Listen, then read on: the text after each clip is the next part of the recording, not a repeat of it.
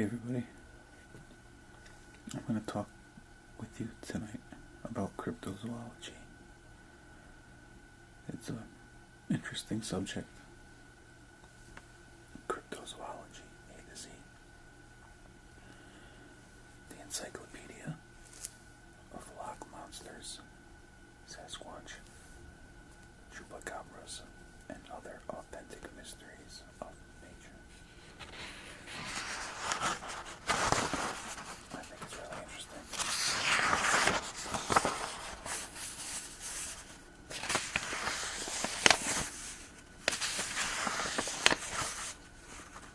Let's see.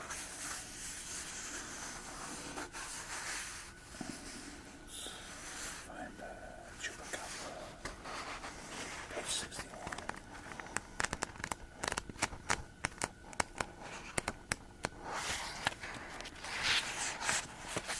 Chupacabra.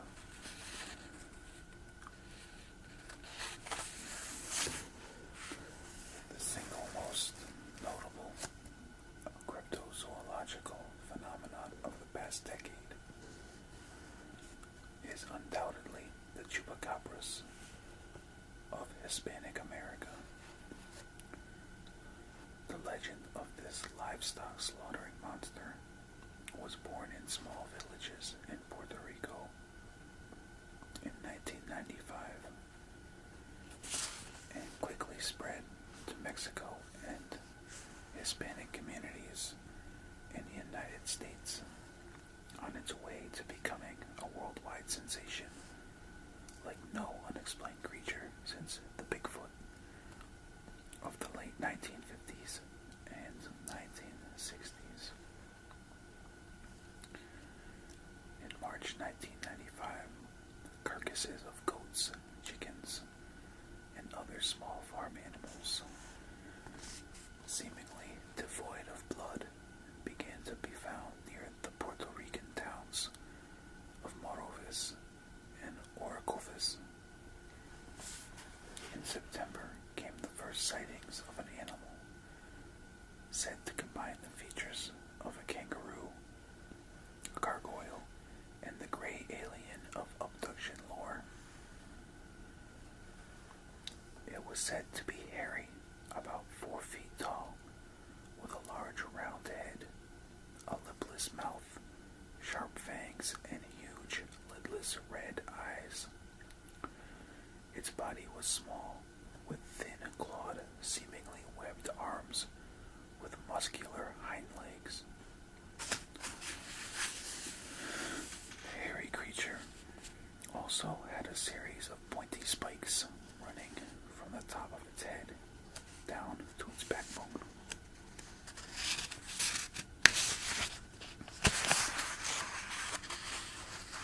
Investigator George Martin drew a widely circulated sketch based on these descriptions. Local media repeated its widely popular name, chupacabras, in many stories. Sightings and slain livestock continued to be reported in parts of Puerto Rico throughout the fall of 1995. In March 1996, a segment on the chupacabras appeared on the TV talk show Christina, the Spanish-language Univision Network's popular counterpart to Oprah Winfrey. The media attention from this exposure appears to have caused the migration of chupamania into Mexico and the United States.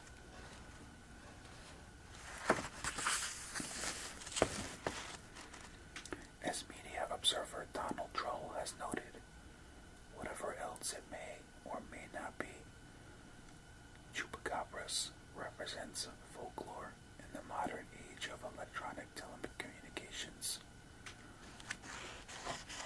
Once it took centuries for a legend like the abominable snowman to be disseminated through generations.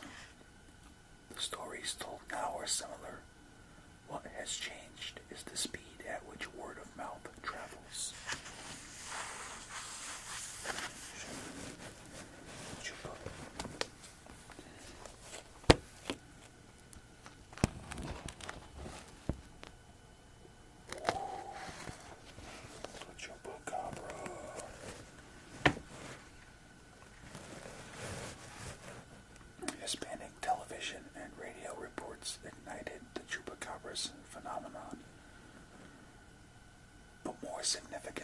The chupacabras is the first monster, as Troll points out, that the internet can call its own. In 1995, the internet was gaining a powerful foothold, and the chupacabras was ideal for the medium. Martin's celebrated chupacabra sketch was flashed instantly to a global network of weirdness watchers Troll discovered. Meantime, Hispanic-oriented information sources eagerly spread chupacabra's tales. This generated a 1-2 punch of underground publicity, bridging two cultures, and the chupacabra's phenomenon was in full flower before the mass media even knew what it was. As Troll notes on his Periscope website, at the height of the craze, there were probably a couple dozen chupacabras or goatsucker homepages on the internet. Some of them are still around today, including one at Princeton University that may legitimately be the original goatsucker site. The website of sensational radio host Art Bell posted an alleged photograph of a living chupacabras, depicting a ridiculous creature later exposed as a statue from a museum exhibit. The photo nonetheless became a major touchstone of chupa lore, fueling American interest in the creature. North American-based Hispanic cryptozoologist Scott Corrales nevertheless gathered and investigated chupacabras reports in a level-headed fashion, despite the media and internet hysteria. Corrales points out that the modern reports really began in 1974, and chupacabras folklore dates back to Taino Indian tales of the Maboya. The first major American sighting of the chupacabras took place in March 1996 in Miami, followed by others in Texas, Arizona, and other North American locations. Chupacabra sightings have decreased in frequency since 1996, though the occasional report still surfaces from time to time. International Society of Cryptozoology's Richard Greenwell feels that the chupacabra's folklore may compromise mixed traditions about several cryptids. Other cryptozoologists sense there may be one underlying unknown cryptid linked to some of the original Puerto Rican reports on chupacabras and related mer-being traditions.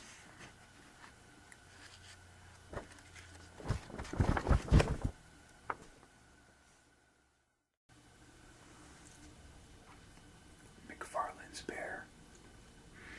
In 1864, Inuit hunters in Canada's Northwest Territories killed an enormous yellow-furred bear. Naturalist Robert McFarlane obtained the bear's skin and skull and shipped the remains to the Smithsonian Institute, where they were placed in storage and forgotten.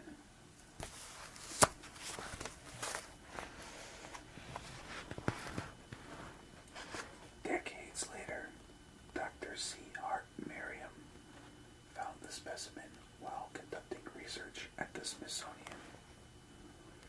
Upon closer study, he deducted that McFarlane's animal belonged to a new species. While the specimen resembled the grizzly more than the polar bear, the skull and teeth were different from those of all other living bears. The skull most closely resembled prehistoric species. Merriam named the animal Ursus inopinatus, the unexpected bear.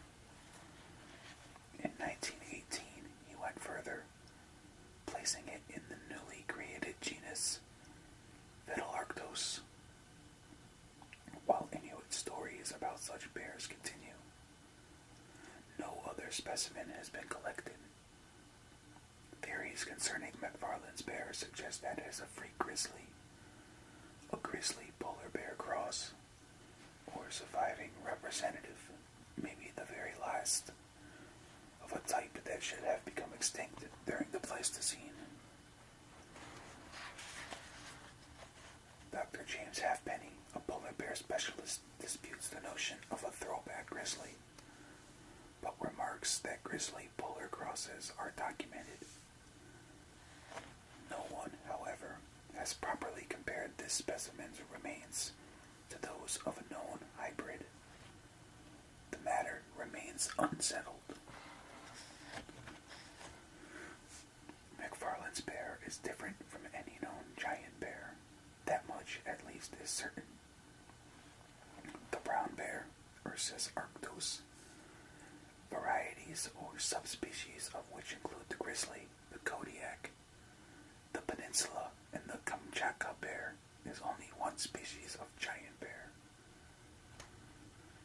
19th century hunter John Grizzly Adams once captured a live grizzly weighing 1,510 pounds.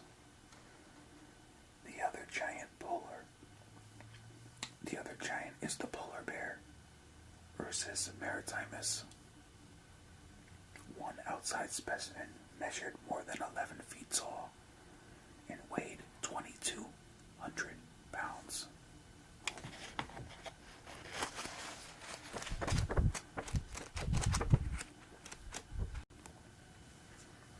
Ogopogo.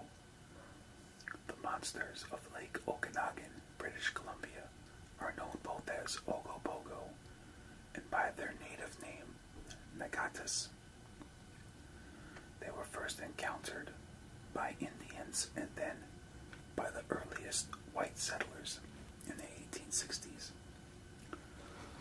Ogopogo is described as log-like, about 40 feet long, with dark green, black, or brown skin, and sometimes with serrations on its back and or a mane on its head. Kelowna, British Columbia's annual regatta celebrates Ogopogo. The first chronicler of Ogopogo, British Columbian Arlene Gall, did much to gather sightings, films, photographs, and aboriginal evidence that other researchers have used for decades to analyze the Ogopogo mystery. Cryptozoologist Gary Mangiacopra and retired University of Chicago biologist Roy Mackle related Ogopogo to the ancient extinct elongated whales, the zeuglodons. Another cryptozoological theory holds that Cadborosaurus, Caddy, and Ogopogo may be related and reptilian. Retired Royal British Columbia Museum cryptozoologist Dr. Ed Bousfield, a relentless researcher in the field, makes the reasonable assumption that both animals may have eaten salmon 10,000 years ago. Thus, Ogopogo, he reasons, could have become landlocked in Lake Okanagan, where Columbia River dams have blocked direct access to the ocean for both salmon and serpents. Eyewitness descriptions of both animals described a horse-like head, snake-like body, flippers, and a split tail. Glacial and post-glacial evidence suggests that Okanagan's Ogopogo is probably a freshwater form or variant of the reptilian species Cadborosaurus wilsi, says Bousfield. He adds that it bears no resemblance to whales, seals, or otters. From his reading of the sighting, native Canadian folklore, and film evidence, Caddy and Ogopogo are a separate